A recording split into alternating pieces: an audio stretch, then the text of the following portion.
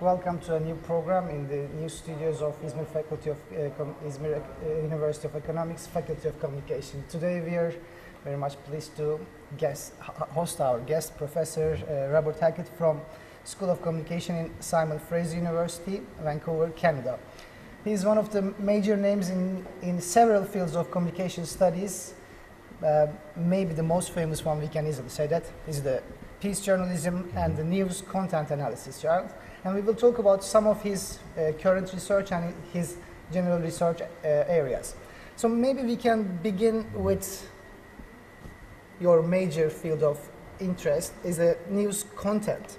I want to hear from you, how can you compare the changes of the news content with the time that you began doing your research in 70s and today, especially in regards with conflict and war reporting? I don't think, unfortunately, very much has changed, other than there's probably less foreign reporting in Canadian and American media now than there was in the 1970s or 80s when I started doing content analysis, partly because news organizations are cutting back across the board. Media corporations are still very well off and profitable, but they're not investing in quality journalism. And since the 1990s, we've seen a considerable decline in foreign reporting in American media in particular. And also I think the end of the Cold War has meant a certain loss of interest in foreign reporting until at least the 9/11 attacks occurred in New York in 2001. But even if when foreign reporting is done, I think it too much focuses on physical violence rather than the context of violence and other social issues and problems that need to be addressed if we're going to have a sustainable future for people into the next century. And I think too often news media tend to demonize one side or the other and not to offer the full context to conflicts and to social issues. Which actually takes us back to the term or terminology of peace journalism. This was originally a concept that is originated by Johan Galtung, the Norwegian scholar, and then you really wrote about it, you thought about this issue very much. How do you see in today's context, in today's news-making context, how do you see the possibilities or the constraints against that kind of journalism? Maybe we can take a step back and just briefly elaborate about the formal definition of what peace journalism is. Peace journalism is, very simply put, it's what happens when journalists make choices about what facts and what sources to include in their reports that enable society at large to both recognize and potentially to value peaceful options for conflict resolution. That's the simplest definition. It's a different way of reporting conflict, which pays more attention to the context of conflicts, to peacemakers and to the victims of conflicts, and to underlying patterns of cultural and structural violence, and that avoids reducing conflicts to being only about two sides. There's always multiple stakeholders in a conflict, and there's always multiple ways of managing and perhaps even resolving conflicts. So that's what it's about. In terms of can it actually be practiced in today's news environment, I think it's difficult in the sense that peace journalism is running uphill against some of the tendencies or structures of conventional news gathering and news organizations. For example, I think it does take more resources and time to give that kind of context and to offer a broader range of views of all those people who are affected by and not just necessarily participating directly in a conflict. It also means that it's sometimes a more challenging and difficult story to tell if you can't rely on the simple construction of good versus evil in a two-sided conflict in which one side then triumphs.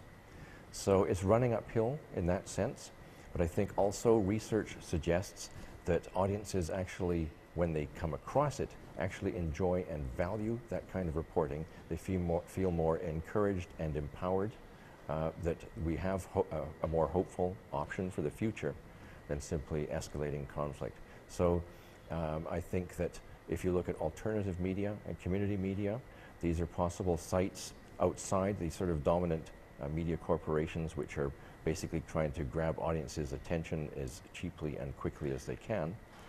But in community media, I think you have an opportunity to develop and experiment with new forms of journalism.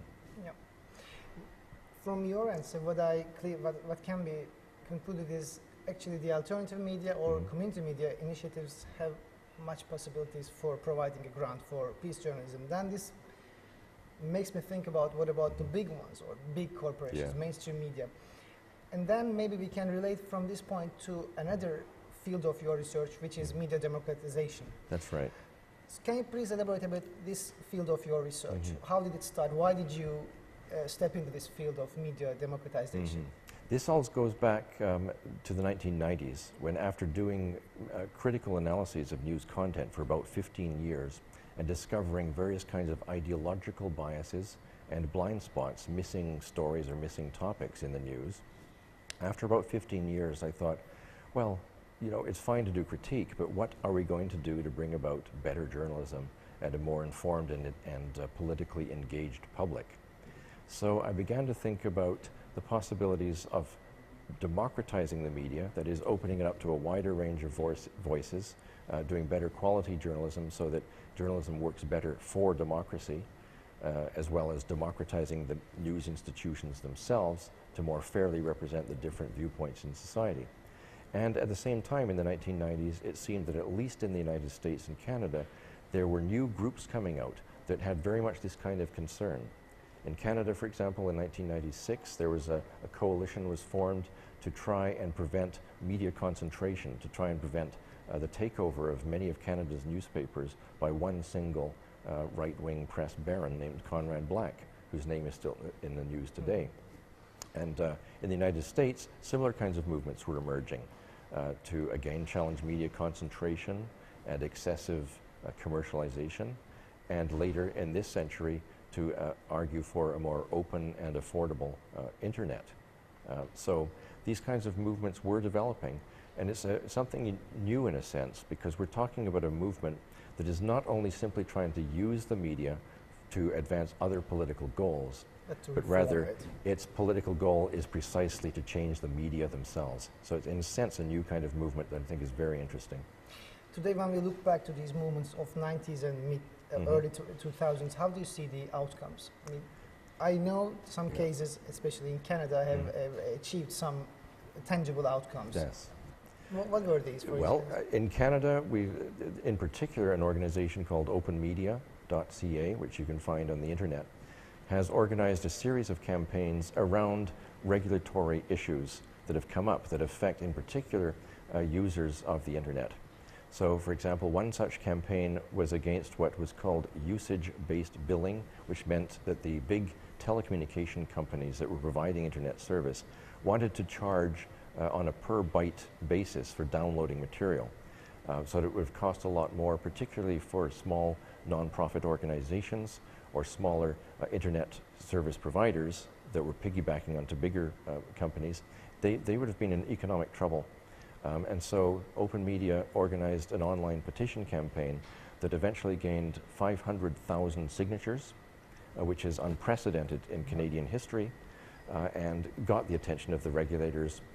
And that meant that they didn't totally block the usage-based billing policy, but they certainly modified it in accordance with that kind of concern. And they've had other successes and other campaigns too, for example, on online surveillance. You know, the idea that the government can simply watch and read whatever you are doing on the internet. They've also had a more recent campaign called Reimagining CBC, that is rethinking public broadcasting in the digital era, which hasn't yet had any policy decision or outcome, but again they've put more exciting visions for CBC and created a new community of support amongst younger people for CBC, which previously many young people had seen as just irrelevant to their lives.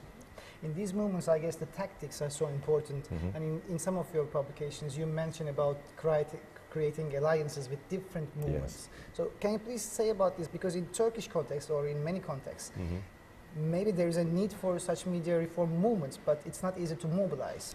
So what are the lessons to be learned from the Canadian success stories, at least? I think that one of the lessons is to start with where people are at in terms of things that they already value, and indeed values that they already hold. rather than try to educate them and impose something from outside. You have to address what people's concerns are and explain and listen to them about where the media fit into their piece of the puzzle, their concerns, their problems and issues.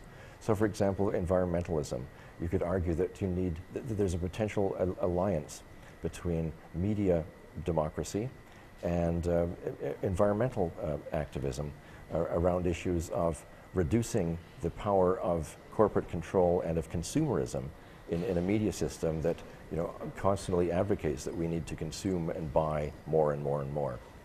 And also to give more coverage and access to non-official sources. You'd think that most social movements would have an interest in that there should be less focus proportionately simply on government spokespeople and more to civil society's movements for change, whether it's about environment or poverty or other issues.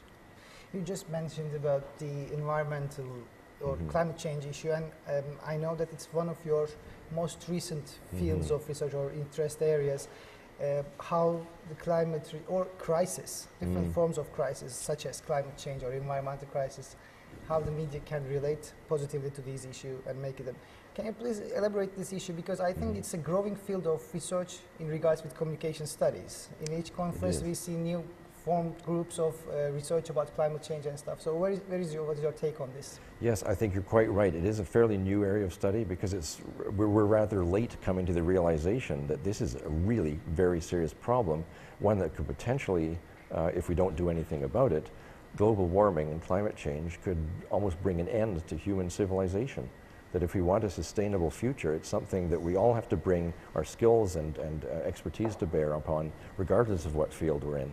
So communication and media scholars are, arguably a bit late, but we're nevertheless better late than never in turning our attention to what media and what journalism could do to help humanity, help society address this very serious problem.